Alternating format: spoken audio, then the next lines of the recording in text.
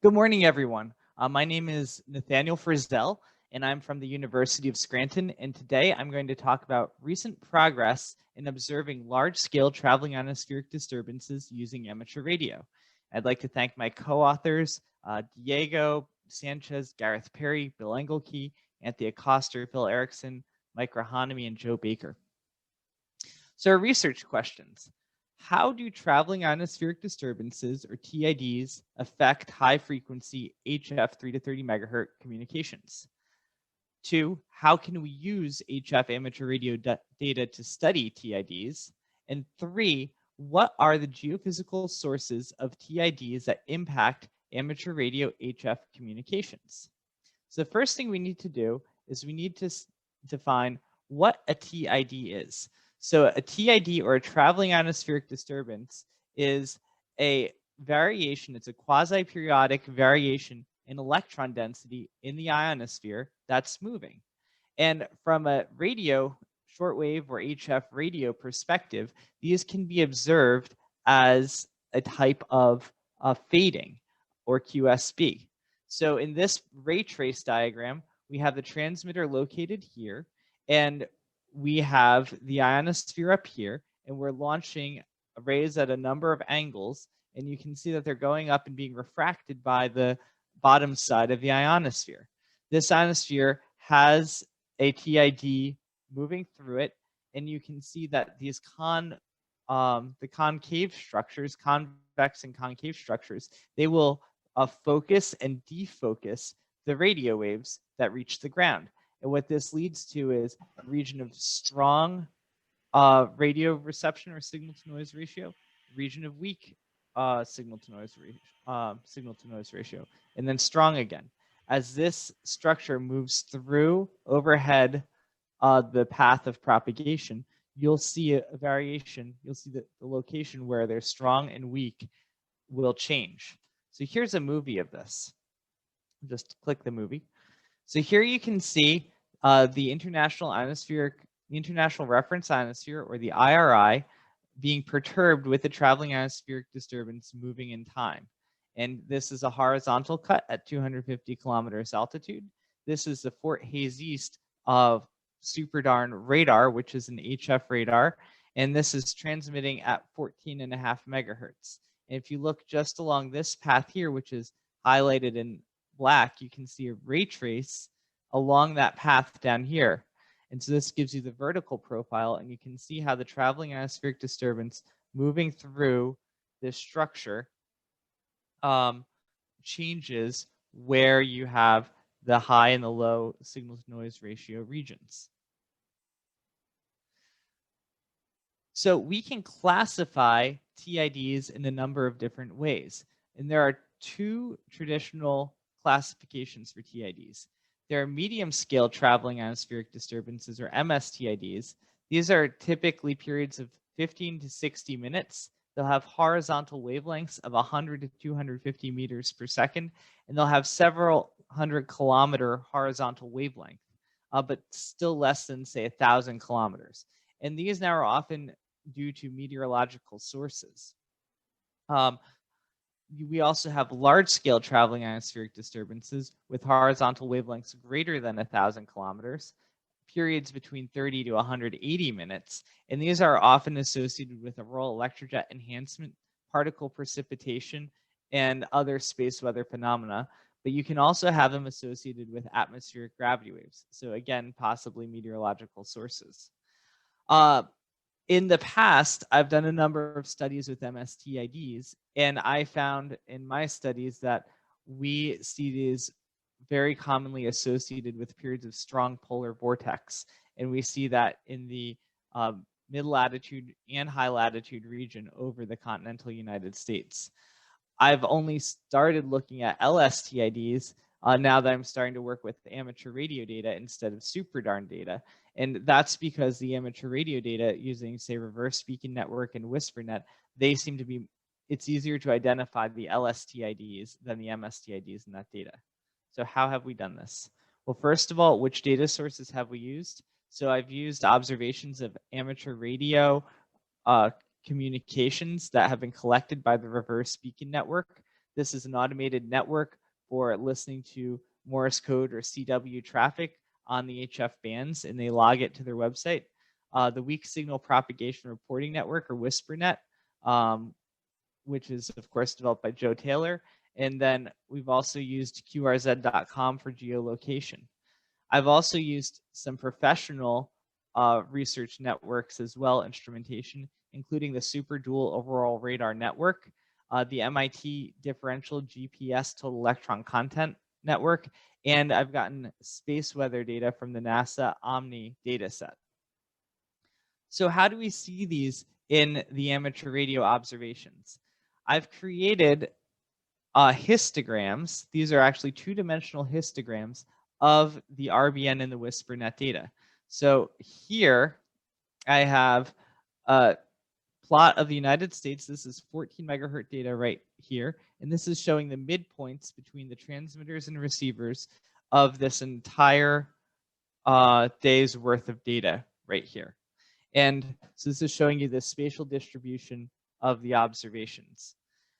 Here on 14 megahertz, we can see that it starts at 0 UT and goes to on November 3rd, 2017, and goes for 24 hours along the x-axis.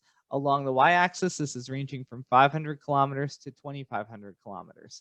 And what this distance is telling you is the distance between transmitter and receiver. So here we can go along, we can see that from 0 to 12 UT, there are very few communications on 14 megahertz over the United States. At 12 UT, this dotted line shows the sun rising over here. Here's noon when it comes to maximum, and there it goes down at dusk. You can see that during the daytime hours, we have a large number of communications happening on 14 megahertz across the United States.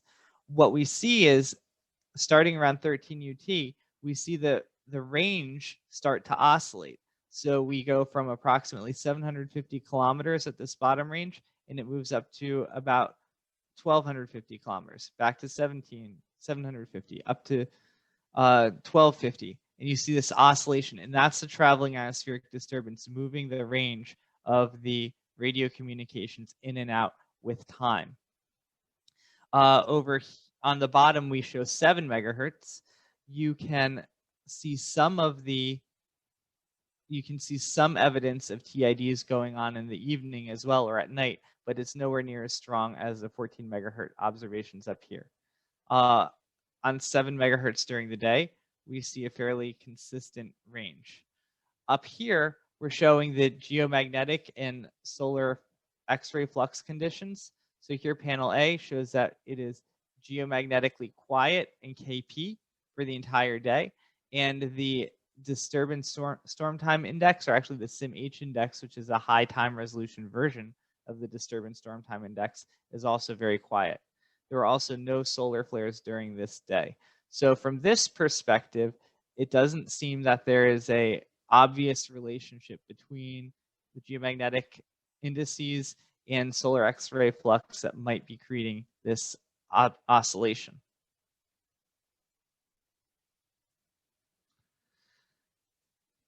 Okay, and I will try. Can you see my pointer now? Okay, so here is the Blackstone Superdarn radar observations for the same day.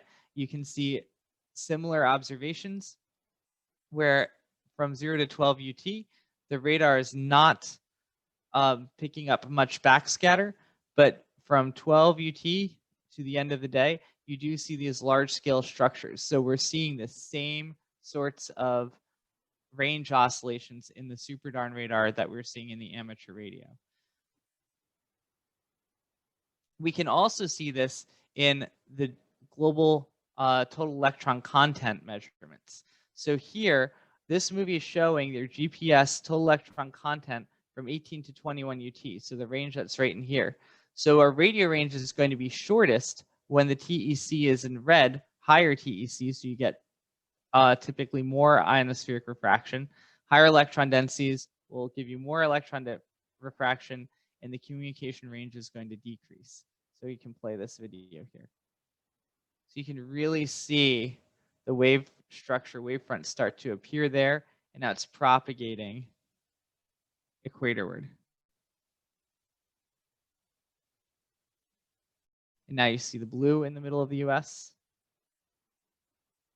You see another wavefront coming up here.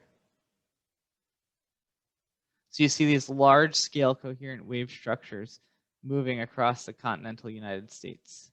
I'll play that one more time.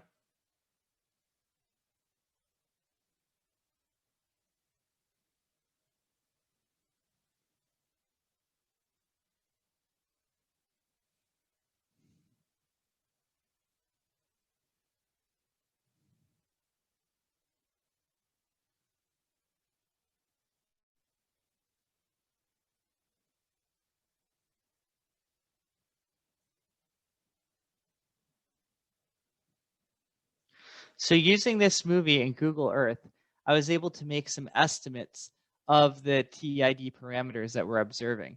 So here we can see from this wavefront to that wavefront that we have a horizontal wavelength of about 1,100 kilometers. The phase velocity is about 950 kilometers per hour, and the period of these waves is about 70 minutes, with a propagation azimuth of about 135 degrees. So all of this is consistent with a TID, a large-scale TID, propagating from the polar region equatorward. Here I can show some examples of where the RBN and WhisperNet do not see TIDs. So you can contrast that. So first, in this plot of 14 megahertz, this is what I just showed you, the November 3rd, 2017 event. Now on May 16th of 2017 on 14 megahertz, we have a similar number of spots, but you can see that during the daytime hours, we have very little evidence of TIDs. It's much smoother all the way across, much straighter. The range seems to stay constant throughout the day. If we look at 7 megahertz, we can compare the same days. So on November 3rd, you can see some evidence of possible large-scale TIDs here at night on 7 megahertz. Whereas in May 16th, you can see that it's relatively straight across for the entire evening and the entire day. So these 2 days clearly have something different going on. And the reverse beacon network and WhisperNet are sensitive to TIDs when they occur.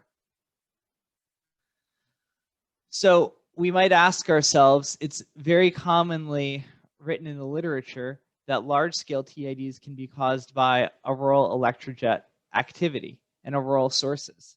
So here I'm plotting 3 different geomagnetic indices that might be associated with the TIDs that we are observing. So this is from November 1 through 5, and here in blue, this is the November 3rd event that we can see. So the auroral electrojet index is a ground magnetometer index that indicates how much energy is, or I'm sorry, how much current is in the auroral electrojet.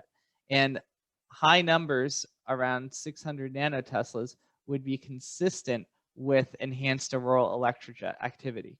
And so you can see there are a number of electrojet enhancements throughout the day on November 3rd, and these could very well be the things that trigger those TIDs that we're observing. Similarly, in the SIMH, we see a classic geomagnetic storm signature where you have the SIMH go below 0. It's not a very large storm. It only goes down to minus 30 nanoteslas, but it's still a storm. And the polar cap index gives you some indication of how much energy is coupling into the polar cap region. So there could be a source of that TID as a result of this. However, if we look at May 14th through 18th, we can see that for the auroral electrojet, we have similar levels of 600 nanoteslas events, 400 to 600 nanotesla events in the IE for that day.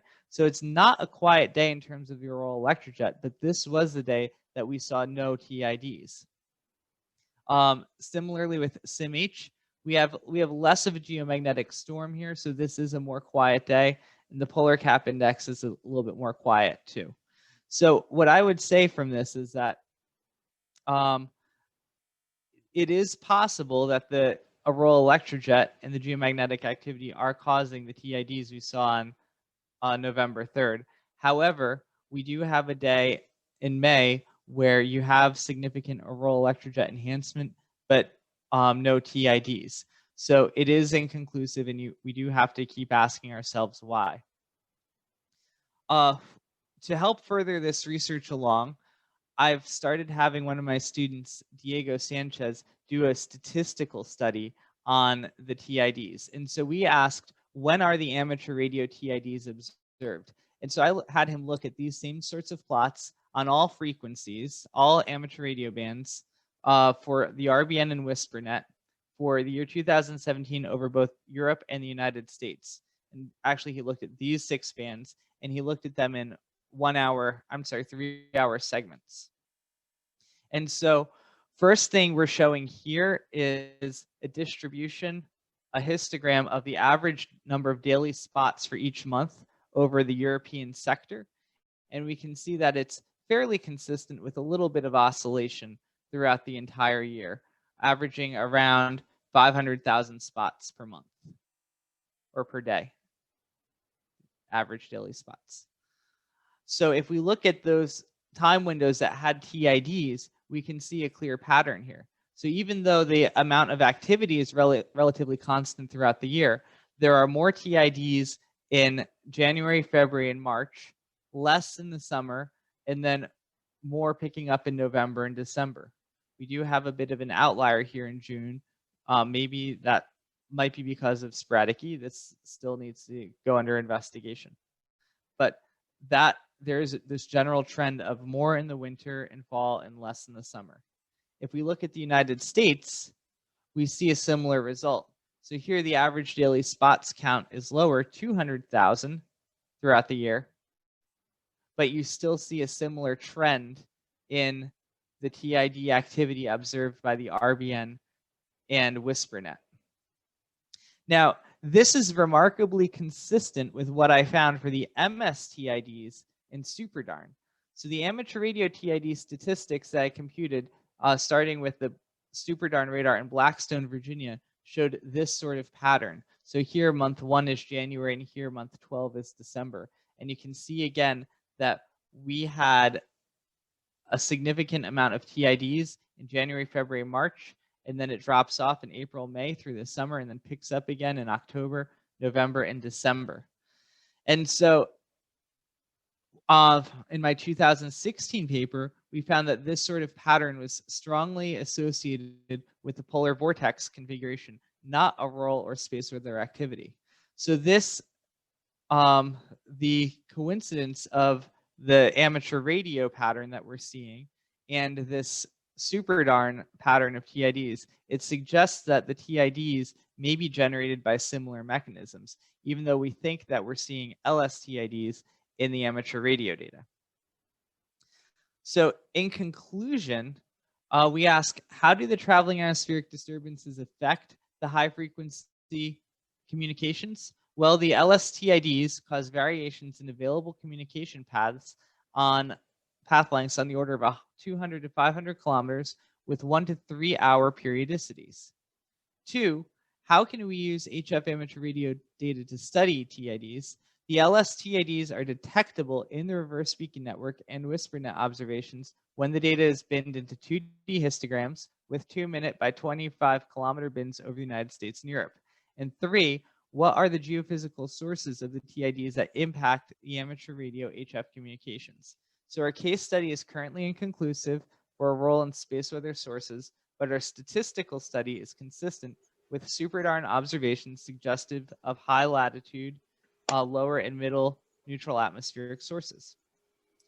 So for future work, we went to conduct a correlation analysis of the amateur radio large-scale traveling ionospheric disturbance statistics with the auroral electrojet, the SIMH, and polar vortex parameters. We went to develop automated techniques for large-scale traveling ionospheric disturbance detection and measurement in the amateur radio data. And we also went to use ray tracing to compare the observations to the physics-based ionospheric models, such as SAMI3, to confirm the physics and validate the models.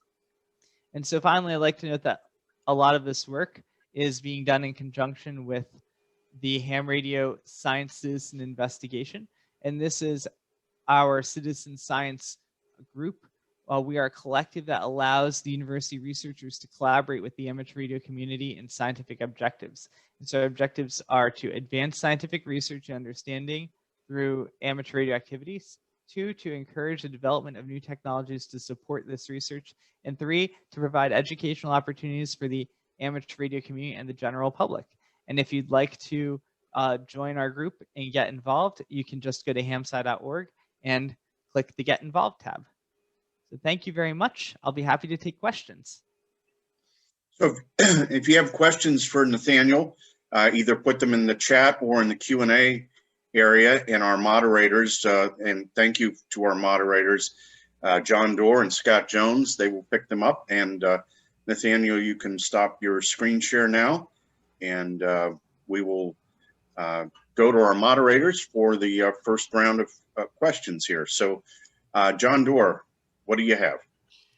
Well, we actually don't have any questions from anybody at the moment. Does anybody have a question they'd like to ask of Nathaniel on this topic, or something related?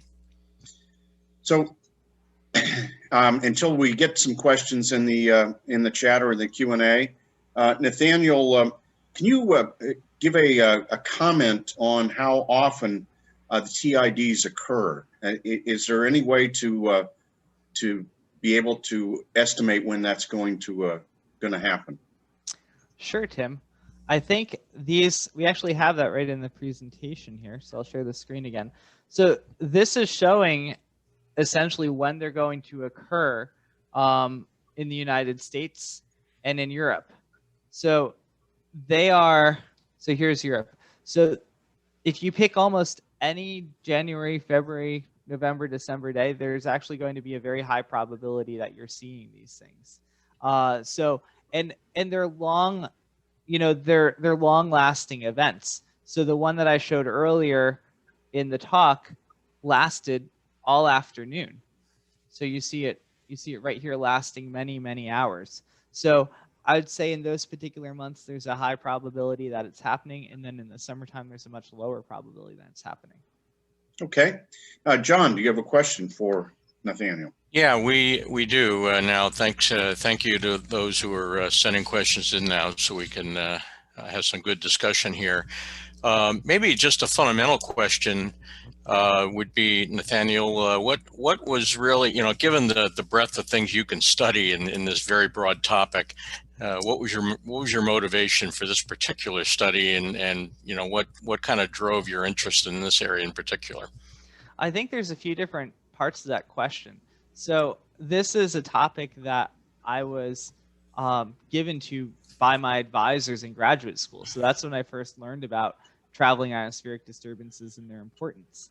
And so it was a natural thing to keep studying with the amateur radio, because they actually do affect our HF propagation. Now, from the scientific standpoint, why are TIDs important?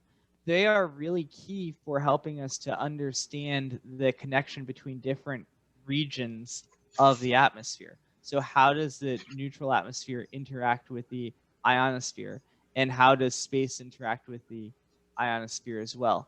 And so these coupling questions are things that the scientific community really don't fully understand yet and are trying to work out. So this is a very popular topic among scientists to get this sort of understanding, and generating this sort of understanding can help us to build better climate models and make better long and short-term predictions of how our atmosphere and the ionosphere is changing. So Scott, another question for Nathaniel. Sure, thank you very much. Question that we have, is there a difference, do you believe, between TIDs in the northern hemisphere and the southern hemisphere? I think that there is probably some difference, because the magnetic fields are configured differently. The magnetic pole in the north and the south poles are in slightly different locations. Also, the distribution of landmass is different in the North Pole versus the South Pole. And the reason that is important is because if we expect that these things are generated by atmospheric sources, different distributions of landmass can affect what the heating is above those particular regions, and that can set up different sorts of patterns. So this is actually a question that we are trying to answer right now. I just got started on a NASA project with the University of Alaska Fairbanks to actually address this question. So one of the things we're going to be doing is looking at the TIDs in both the northern hemisphere and the ones in the southern hemisphere and try to understand how they're related and how they're different and why they're different. Okay, so John, back to you for another question. Sure. So I think this may be on a few people, a few individuals' minds here, and you touched on it a little bit, but as solar activity is ramping up now, hopefully over the next couple of years, the question is, for you, Nathaniel, how do you see this affecting TID activity going forward? I think that's a really interesting question. I think as solar activity increases, we're going to see perhaps if there are geomagnetically forced traveling ionospheric disturbances, we'd probably see more of those as the solar cycle increases. But I don't think the ones that are related to the atmospheric cycle might increase quite as much. I haven't conducted a good survey of these things from solar cycle to solar cycle, so I don't have a strong understanding of that at this point. So I think that's another good thing for me to look into in the future. All right, and Scott, another question for Nathaniel. Yeah, one person had asked, why do we think the June peak for TIDs occur in Europe but not in North America? It seems like if there are sporadic E paths for HF in June, they would occur in both locations. That's a good question too. I'm not entirely sure about that either. That also might have to do with, maybe that has to do with the orientation of where the geomagnetic poles are, one being closer to one, either US versus Europe. I think that's also something I need to look into a bit more. Thank you, Nathaniel. John, another question. Sure. So I think that it's well understood where you're getting some of your data, through RBN and other internet-based sources.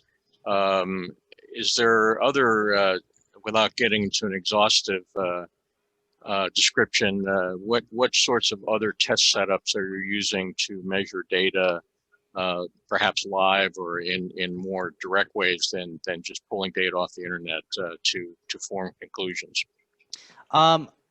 What we're working on with HamSci right now is developing a personal space weather station, and we are developing different techniques for doing that sort of thing right now. A very promising technique is looking at the Doppler shift of received signals from, say, WWV and WWVH, and you can see the traveling atmospheric disturbances in those received patterns. And so data that's been collected through Case Western Reserve's efforts doing the festival frequency measurements have shown this on a regular basis. And I'm also working with some other hams like Steve Serwin, WA5FRF, who's helping us to collect these sorts of things. And as part of the personal space weather station, we are looking to make this sort of collection of TID observations through that method a routine type of collection. Okay, another question, Scott. I was curious, the data sets that are being used for this evaluation and study, are they, how far back in time do they go? And is that data readily available to anybody that wants to get it, or is it not? It is. So the different data sets go back to different times. SuperDarn, which I have on the screen right now, That actually goes back to 1983 is the first radar that was built. They have easy access to the SuperDARN networks back to about 1993. That's what's stored on the computer in easy to get to format. And these radar systems have been built up over time. So as time goes on, you get more data. So this mid-latitude data for SuperDARN, you start seeing appearing, say, around like 2006, 2007. The RBN and the WhisperNet data, that goes back into about 2008 or 2009 is when we first started seeing that. And I'm starting to look at that for an entire solar cycle right now. And you can get that data either from whispernet.org or WhisperDemon is another website that is providing these archives. And you can get the RBN data right off of the RBN website. The SuperDARN data would be available. You can see these summary plots and generate all sorts of figures by going to vt.superdarn.org. And then if you needed the actual numerical data, you could contact the PIs and they can work with you. And the MIT data,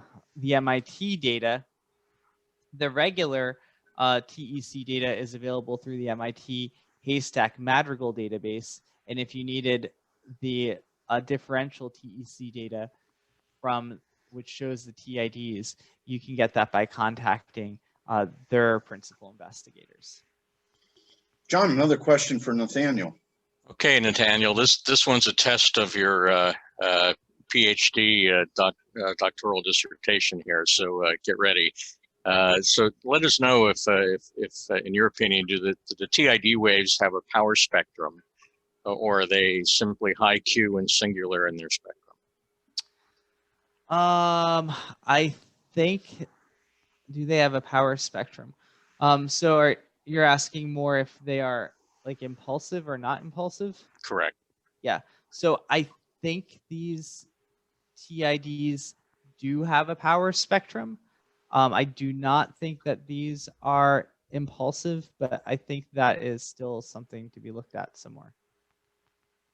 There are certainly, I can also tell you there are certainly models that use the impulsive, that say that the sources are impulsive. But I don't know that those fully hold up. Scott, another question for Nathaniel. All right.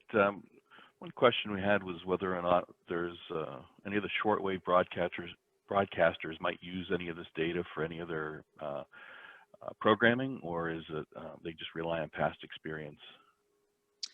I think right now they might rely on past experience. So and by past experience I mean empirical models that have been developed over the years. So if you look at something like VOA-CAP, which was designed as a propagation prediction program for the Voice of America, that includes empirical measurements that can be used to predict where your signals will go. But I think what we're trying to do is we're trying to hopefully use some of this knowledge to improve that sort of a model for future use, and also understand why why these TIDs are actually occurring. And John, another question for Nathaniel. Sure, this is kind of related in that military and emergency operations, obviously they focus more on HF long distance for the most part anyway. Is there a parallel to results where meteor scatter has been studied?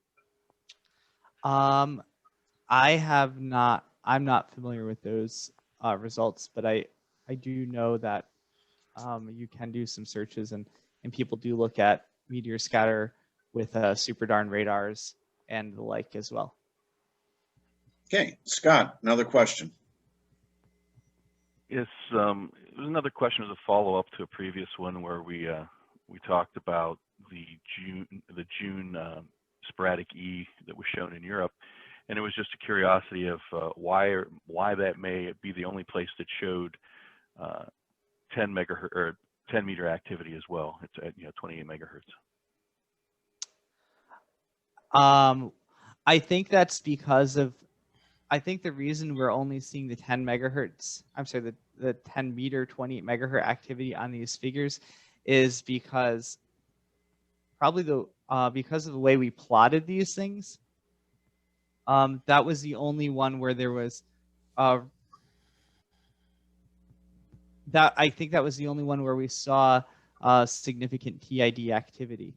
So again, I think I need to think about that a little bit more. So we really, in order to really see the TID activity here, we need to be able to have enough spots to actually make out these sorts of patterns. We have to be able to detect these oscillations. So if you have a period where you have either no spots at all, or you have very few spots, it may not be possible to make a good determination. So we have to bin these data points in such a fine resolution, 2 minutes by 25 kilometer bins, in order to get this.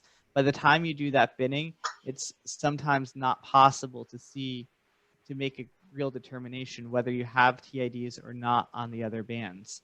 So 7 and 14 megahertz, we see the most TID activity there because those are the bands where we have the most number of spots to be able to resolve the TIDs with this sort of resolution. So if you have a question for Nathaniel, just put it into the chat or the Q&A, and let's go to John for the next question. Okay, it may be difficult to pull this up on the fly here, but Nathaniel, but the general question had to do with some of your comments on polar aspect. And the comment was made that it seemed that the polar aspect data that you presented was flat, but it seemed higher than the previous charts where you were discussing that. And the question really was to comment, or if you can show it, that would be great, but maybe to comment a little bit on how that particular aspect of data was derived, and if there's anything notable in those differences. Do you have the specific slide for that? I don't have that in front of me now. Okay, I'm not So sure. maybe you could just comment in general about polar aspect data and the fact that it's flat and some of that. I'm not sure what do you mean by polar aspect and being flat? Maybe the questioner can rephrase the question. We can revisit it. Okay, let's we'll stand by for that. And Scott, go ahead with the next question. Kidok, do you know if the new network of small satellites for internet will be impacted in any way by these disturbances? I believe they could see some impact on that because they're going to be flying in low Earth orbit, and satellites in that particular region can detect these types of TIDs in situ. So there could be some effects of the TIDs on those satellites. I don't think it's going to affect their, I don't think it will affect their performance in terms of their internet capability significantly, because these are very slowly varying changes, and the internet speeds that they're going to be providing are quite fast. So I don't think that these particular disturbances are going to have a strong impact on them. John, another question. We don't have anything specific on the inbound here, but one question that maybe some folks are asking themselves is, an interesting topic. I'd like to get involved in some way, contributing data or doing something. Maybe Nathaniel, you can reinforce ways that the casual participant can get more involved in some of this research and activity. Sure, I'd be glad to. So the easiest thing to do is to go to hamsci.org, and you can either go to /get-involved, or if you just go to hamsci.org, you can click get involved, and you'll come up with a list of different things you can do. Number one, if you join our Google group, the HamSci Google group, then you can just be a part of the conversation of what's going on. So it's a two-way listserv, so you'll be able to ask questions, and you'll also be able to see the traffic that other people are asking. So that's number one. Number two, every week we routinely have these telecons that people participate in. So on Monday nights, we have at 9 p.m. Eastern, we have the Tangerine SDR telecon. And what that does, that's our group that's developing the software-defined radio portion of our new personal space weather station. So you can participate in that, and that's really being run through Tapper. On Thursday mornings, we have the Case Western Reserve University telecon. At that telecon, they're developing the low-cost version of the personal space weather station. And on every other Thursday afternoon, we have the General Hamside telecon, where we often have talks relating to ionospheric physics and ionospheric science. So all of those different activities are great ways that you can get involved. Scott, we're coming up to the end of Q&A here for our first talk. Another question.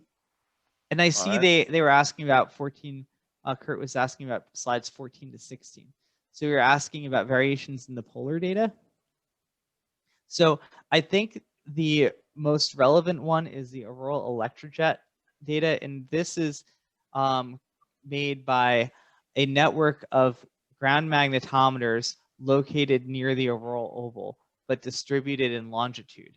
And what you do is you take the north-south deflection of the magnetometer, of all the magnetometers, you pick the highest value and you pick off the lowest value. And what you do is you take the highest value minus lowest value, and that's going to give you a positive number that gives you an indication of how much current is overhead in the auroral electrojet.